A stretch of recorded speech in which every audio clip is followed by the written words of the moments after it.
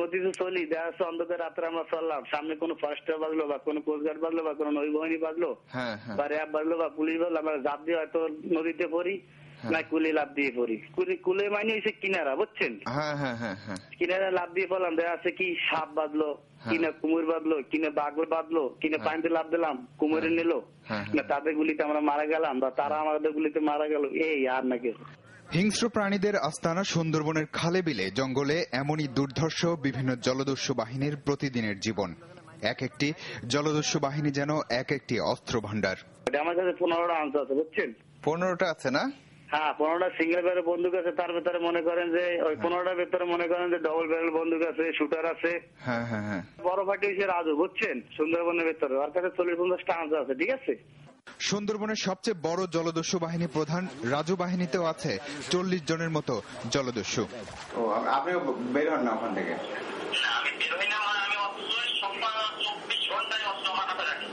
নিরীহ জেলেদের উপর হামলা করার জন্য আগ্নেয়াস্ত্র সরবরাহ করে স্থলভাগের কিছু গডফাদার। অস্ত্রের জন্য গুলি সংগ্রহের বিশেষ কিছু পদ্ধতি আছে জলদস্যুদের। লিটু সাহেব ছিল, তারপর মনে করেন আকাশ সাহেব ছিল, মাসুদ ছিল, এদের কাছে এরা যে গডফাদার ছিল এরা তোমার অস্ত্রগুলি আগে ভাড়া দিত। আচ্ছা, এখন দেয় না? এখনো দেয়, সাথে দেয়। তারপরে মনে করে মাছের ব্যবসা করে যাদেরকে বন্দুক আছে তাদেরকে বলি যে তোমাদের টাকা দিতে হবে না, তোমরা আমাদেরকে 120 গুলি দেবা বা 220 গুলি দেবা, তারা সেইভাবে আর কি আমাদেরকে দেয়। সুন্দরবনের ভিতরে যেসব ডাকাত বাহিনী বা জলদস্যুদের অবস্থান, তারা শুধু যে নিরীহ জেলেদের উপরে হামলা করে তা কিন্তু নয়। নিজেদের প্রভাব বলয় বাড়ানোর জন্য ওইসব জলদস্যুরা কখনো কখনো নিজেদের মধ্যে জড়িয়ে পড়ে রক্তক্ষয়ী সংঘর্ষে। পরিণতিতে নতুন নতুন জলদস্যু বাহিনী জন্ম হয়। যেমন রাজু আর জুলফিকার আগে এক বাহিনীতে ছিল, তারপর নিজেদের মধ্যে সংঘর্ষে এখন দুজনের দু বাহিনী। হ্যাঁ, ভালো হয়েছে যে মাসুদের গ্রুপ, আর মোতালেব হয়েছে আকাশ বাহিনী গ্রুপ, তারপর আছে রুস্তুম, আচ্ছা, তারপর আরেকটা আছে জিয়াতের ভাগ্নে, তারপর আরেকটা আছে কামাল বাহিনী। নিজেদের মধ্যে রক্তক্ষয়ী সংঘর্ষ, কোস্টগার্ড আর নৌবাহিনীর সাথে লড়াই করতে করতে অনেক জলদস্যু বাহিনী শক্তি কমে কোণঠাসা হয়ে পড়েছে। এবার তারা আত্মসমর্পণ করতে চায়। আমরা চাই না যে অল্প বয়সে যে আমরা ক্রস ফায়ারে মারা যাই। এখন কি আপনাদের ক্রস ফায়ারের ভয় বেশি নাকি? জি জি জি। কি কারণে? যাই আমরা একটা সন্ত্রাস, আমরা চাই না যে সুন্দরবন আর এই কাজ করি, আমাদের আর কষ্টে শরীর আর মানে না, বুঝছেন? জুলফিকার গত 19 মাস আর রাজু 3 বছর হলো সুন্দরবন ছেড়ে মূল ভূখণ্ডে আসেনি। বছরের পর বছর ধরে এসব জলদস্যু সুন্দরবনকে ঘিরে যে সন্ত্রাসের রাজত্ব গড়ে তুলেছে, সেখান থেকে খুব সহজেই যে বের হওয়া যাবে না এই সত্যটা তারাও জানে। মঞ্জুরুল করিম, এনটিভি নিউজ, বরগুনা।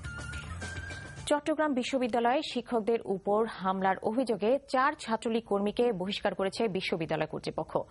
মঙ্গলবার বিকেলে বিশ্ববিদ্যালয়ের ডিসিপ্লিনারি কমিটির সভায় এই সিদ্ধান্ত নেওয়া হয়। নিষেধাজ্ঞা উপেক্ষা করে ছাত্রলীগ সকালে ক্যাম্পাসে মিছিল বের করলে প্রক্টর অধ্যাপক মোহাম্মদ জসিমউদ্দিন সহ কয়েকজন শিক্ষক এতে বাধা দেন।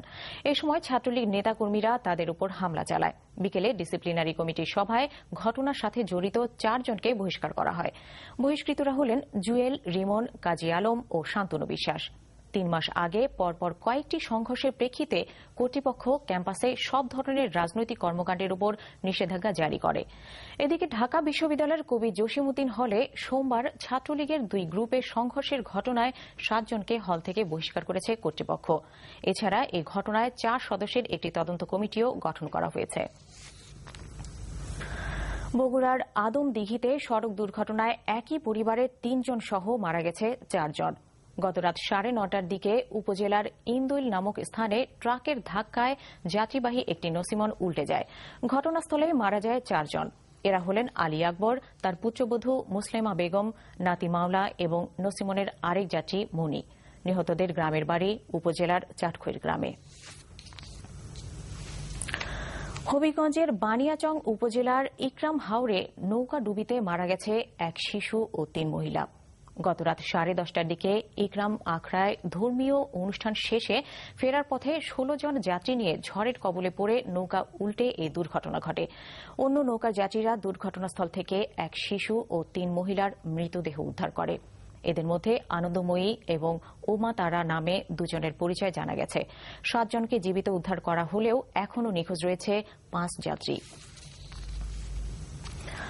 7 মাস পার হয়ে গেলেও ঢাকার পশ্চিম মণিপুরের শিশু ময়নার ধর্ষণ ও হত্যা মামলার অগ্রগতি হয়নি।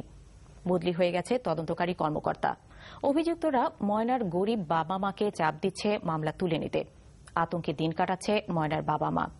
হাসান জাবেদের রিপোর্ট। শিশু ময়না পড়ত মিরপুরের হাবিবা ইন্টারন্যাশনাল স্কুলে। 7 মাস আগে ময়নাকে তার বাসায় ধর্ষণ করে ফ্যানে ঝুলিয়ে হত্যা করে প্রতিবেশী যুবকরা। ময়নার বাবা মা কেউ তখন ঘরে ছিল না। বাবা ভ্যান চালান, মা হাসপাতালে আয়ার কাজ করেন। এই মর্মান্তিক ঘটনার পর ময়নার বাবা থানায় মামলা করেন। 7 মাসে অনেক কিছু ঘটে গেছে, বদলি হয়ে গেছেন তদন্ত কর্মকর্তা। ঊর্ধ্বতন কর্মকর্তারা অবশ্য মামলার কাগজপত্র বুঝিয়ে না দেওয়ার অজুহাত তুলে ধরছেন। আয়ুষ সাহেব বদলি চলে গেছেন, উনি বর্তমানে সূত্র প্রধানে কর্মরত আছেন।